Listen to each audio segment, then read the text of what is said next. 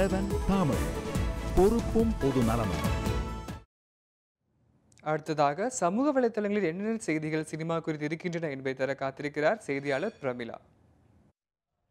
இப்போ சமூக வலைத்தளங்களில் நிறைய சினிமா செய்திகளை வந்து மக்கள் பகிர்ந்துட்டு இருக்காங்க. படங்கள், காட்சிகள் எல்லாத்தையும் ஷேர் பண்ணிட்டு இருக்காங்க, ட்ரெய்லர்களையும். இப்போ ஐ படம் வந்து வெளியாக போகுது. நிறைய சர்ச்சைகளுக்கு அப்புறமே இந்த படத்தினுடைய டிக்கெட்டுகள் வந்து இப்போ விற்பனைக்கு வந்திருக்குது. அதை வந்து எல்லாரும் ஆன்லைனில் புக் பண்ணிட்டு இருக்காங்க. Hottest selling item of the market அப்படின்ற மாதிரி எல்லாரும் இந்த டிக்கெட் விற்பனை பற்றி பேச தொடங்கியிருக்கிறாங்க. ஹேஷ்டேக் ஐ அப்படின்ற ஒரு ஹேஷ்டேக் வந்து பாப்புலர் ட்ரெண்டிங்லேயும் இருக்குது.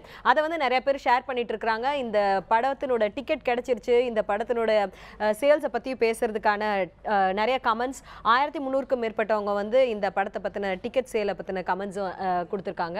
அடுத்தது ட்விட்டரில் பார்த்தோன்னா நிறைய பரபரப்பை ஏற்படுத்திய எண்ணெய் எறிந்தால் படம். இந்த படத்தில் வில்லன் கேரக்டரில் வந்துட்டு டேனியல் பாலாஜி வரப்போகிறாரு அப்படின்ற ஒரு செய்தி வந்து வெளியாயிருக்கு. இந்த செய்தி வந்து நிறைய பரபரப்பை ஏற்படுத்தியிருக்கு. நிறைய பேர் ட்வீட் அண்ட் ரீட்வீட் பண்ணிட்டு இருக்கிறாங்க. இப்போ வந்து பொழுதுபோக்கு செய்திகள்லேயே வந்து அதிகமான ஒரு பரபரப்பை ஏற்படுத்தின ஒரு செய்தியாக இது மாறி இருக்கு. அடுத்ததாக வந்துட்டு நடிகர் சூர்யா வெறும் நடிகராக மட்டும் இல்லாமல் ஒரு பட தயாரிப்பு 2D என்டர்டைன்மெண்ட் அப்படின்ற பட தயாரிப்பு நிறுவனத்தை வச்சிருக்கிறாரு. அந்த நிறுவனம் மூலமாக இந்த வருஷம் வந்து 4 படங்கள் வெளியிட போகிறாரு. ஸோ அந்த மாதிரி அந்த செய்தியை வந்து நிறைய பேர் சமூக வலைத்தளங்களில் வந்து பதிவு செஞ்சுட்டு இருக்கிறாங்க.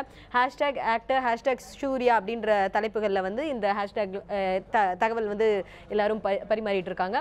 அடுத்ததாக வந்துட்டு இந்த இசையமைப்பாளர் தேவி ஸ்ரீ பிரசாத் பற்றின ஒரு விஷயம் வந்து சமூக வலைத்தளங்களில் வந்து ரொம்ப எல்லாரும் அதிக அளவில் பேசிக்கிட்டு இருக்கிறாங்க. அவரும் அதாவது விஜய் அப்புறம் ஸ்ருதிஹாசன் இவங்க 2 பேருமே சேர்ந்து ஒரு பாடல் வந்து பாட போகிறாங்க. அந்த பாடல் தொடர்பான செய்திகளை வந்து எல்லாரும் பேசிக்கிட்டு இருக்கிறாங்க. அடுத்ததாக ட்விட்டரில் வந்துட்டு ஒரு சயின்ஸ் ஃபிக்ஷன் ஃபில்ம், அதாவது அறிவியல் ரீதியான ஒரு தமிழ் படம் வந்து வரப்போகுது. இன்று நேற்று நாளை அப்படின்ற படத்தில் விஷ்ணு, அந்த ஆக்டர் விஷ்ணு வந்து நடிக்க போகிறாரு. ரொம்ப நாளுக்கு அப்புறம் தமிழில் வரப்போகிற ஒரு சயின்ஸ் ஃபிக்ஷன் படம் இது அப்படின்றனால ஒரு நல்ல வரவேற்பை வந்து இந்த படம் பெற்றிருக்குது. அடுத்ததாக வந்து தெலுங்கு படம் கோபாலா கோபாலா வந்து நிறைய பேர்த்துக்கு போய் ரீச் ஆயிருக்கு. இந்த படத்தோட வெற்றி பற்றி நிறைய பேர் வந்து சமூக வலைத்தளங்களில் செய்திகளை பகிர்ந்துட்டு இருக்கிறாங்க.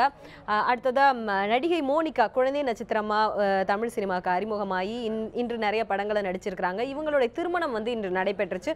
அந்த திருமணத்தினோட படத்தை வந்து சமூக வலைத்தளங்களில் நிறைய பேர் பகிர்ந்துட்டு இருக்கிறாங்க.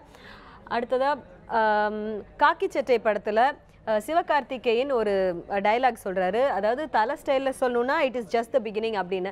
இந்த மாதிரி அவர் சொன்ன டைலாகை வந்து நிறைய பேர் வந்து சமூக வலைத்தளங்களில் பதிவு பண்ணிட்டு இருக்கிறாங்க. இந்த 2 போஸ்ட், இந்த 2 படங்களுமே வந்துட்டு நிறைய லைக்ஸையும் வரவேற்பையும் பெற்றிருக்கு. 500க்கும் மேற்பட்டவங்க, அதுக்கப்புறம் 35க்கும் மேற்பட்டவங்க ஷேர் பண்ணியிருக்காங்க. இந்த படம் வந்துட்டு நிறைய பரபரப்பை ஏற்படுத்தியிருக்கு. அடுத்தது அந்த காக்கி சட்டை படத்தினோட ட்ரெய்லரை நம்ம இப்போ பார்க்கலாம். மற்ற நாடுகளை விட இங்க வாய்ப்புகள் அதிகம், பணமும் குறைவு. சட்டத்தை காப்பாற்றணும்.